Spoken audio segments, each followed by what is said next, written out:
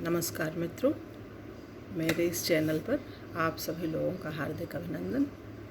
आज मैं आप लोगों को स्वाभिमान और अभिमान, स्वाभिमान मीन्स प्राउड, गर्व, जैसे लोग बोलते हैं आई एम फीलिंग प्राउड, मतलब कुछ अच्छा करके गर्व की अनुभूति होती है, वो स्वाभिमान कहलाता है मित्रों।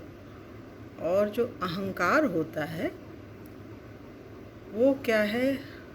ईगो, जो बगैर कुछ किए, जिसमें ये चाह होती कि हमें बहुत कुछ मिल जाए, वो सिर्फ आत्म प्रदर्शन की भावना से प्रेरित कुछ कहता है, करता है, तो वो ईगो होता है मित्रों।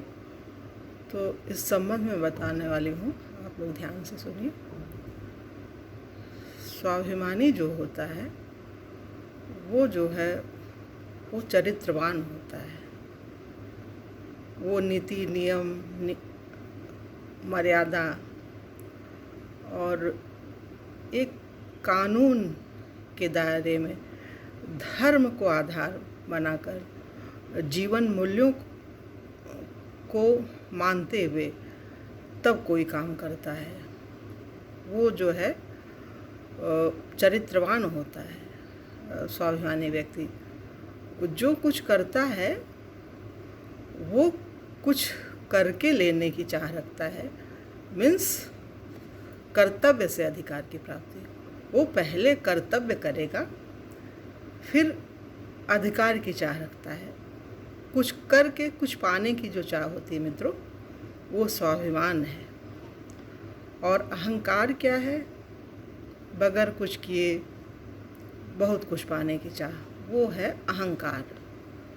अहंकारी जो होता है वो श्रेष्ठ और चरित्रवान बनने की कोशिश नहीं करता है, वो आत्म प्रदर्शन करता है, वो दिखावा करता है।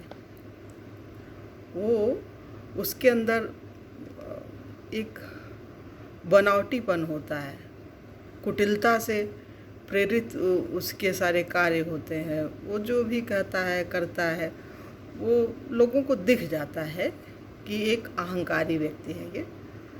तो अहंकारी को तो क्या कहें, चरित्रवान वो होता भी नहीं है, तो उससे क्या उम्मीद की जाए मित्रों। तो अहंकार तो अच्छी चीज़ है नहीं, इसलिए जीवन में अहंकार से बहुत दूर रहना चाहिए। ये हमें पतन के मार्ग में ले जाता है, इससे हमारी उन्नति नहीं हो सकती है, अवनति ही होती है।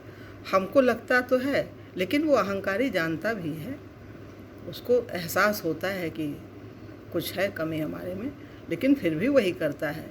वो जो उसकी अंदर की भावना उसको प्रेरित करती है करने के लिए, बिना मूल्य चुकाए है कुछ प्राप्त कर लेना और छीन लेना, ले लेना, ज़बरदस्ती किसी चीज़ पर अधिकार प्राप्त कर लेना, ये जो है अहंकारी का मूल स्वभाव होता है। तो उसकी कोई गलती भी नहीं होती मित्रों, तो वो तो अहंकारी है, करेगा ही। लेकिन ये अच्छी चीज़ नहीं है। अहंकार को अगर हम अपने जीवन से दूर कर देंगे तो हमारा उत्थान होगा, उत्कर्ष होगा और हमें शांति की प्राप्ति होती है। अहंकारी व्यक्ति को शांति नहीं मिल सकती। जब शांति नहीं मिलेगी तो कुछ अच्छा करेगा भी नहीं। इसलिए अहंकार हमेशा अनुचित होता है। उसको समझना चाहिए कि अहंकार अच्छी चीज़ नहीं, लेकिन क्या है, वो करेगा ही, बाध्य है। तो जो स्वाभिमानी है, चरित्रवान है, उनको संभलना पड़ेगा, उनको ये जानना पड़ेगा कि ये है अहंकारी है। अगर इससे हम कुछ बोलेंगे तो वो हमारी बात तो मानेगा नहीं, हमको अशांत कर देगा। तो ठीक है, कहा भी गया है कार्यनीति में कि विद्वान को वस्तु स्थिति बता के, मूर्ख को इच्छानुसार काम दे करके, क्रोधी को हाथ जोड़कर और लोभी को धन देकर। तो अहंकारी को भी, अहंकारी और मूर्ख में कुछ ज़्यादा फर्क नहीं होता है, तो उसको भी उसके इच्छानुसार काम दे करके उसको वश में कर लेना चाहिए।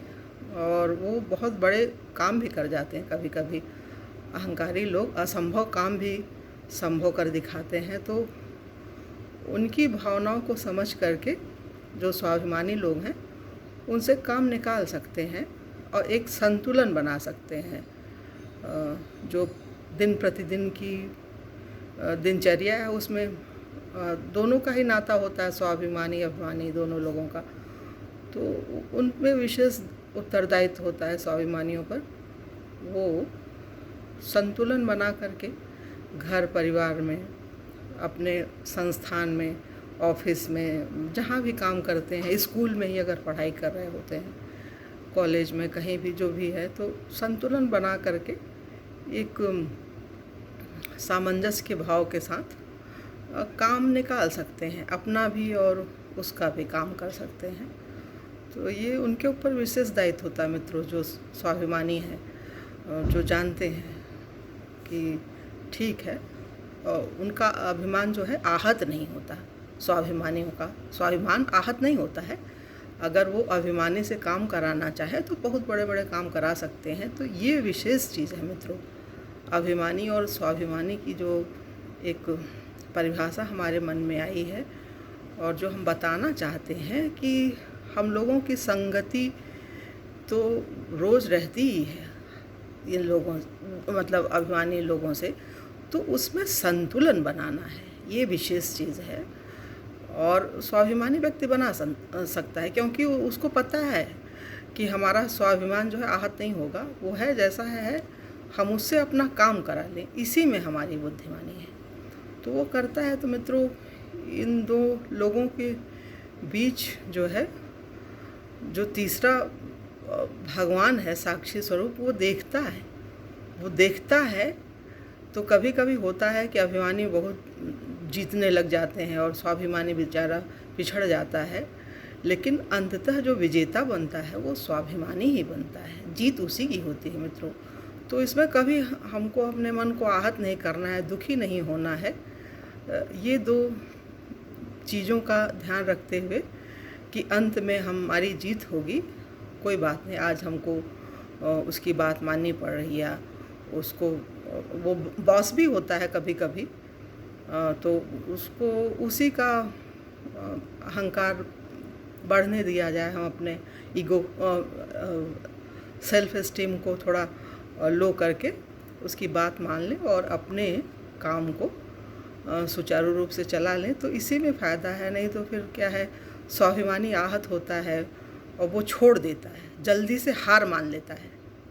स्वाभिमानी व्यक्ति जो है जल्दी से हार जाता है, वो क्योंकि सच्चा इंसान होता है, चरित्रवान होता है, तो उसको बहुत कष्ट होता है मित्रों। तो उसको ये नहीं सोचना चाहिए, उसको एक व्यवस्था बनानी चाहिए अपने मन मस्तिष्क के दायरे में रह करके और संतुलित हो करके अपने काम को कर लेना चाहिए, इसी में बुद्धिमानी है मित्रों।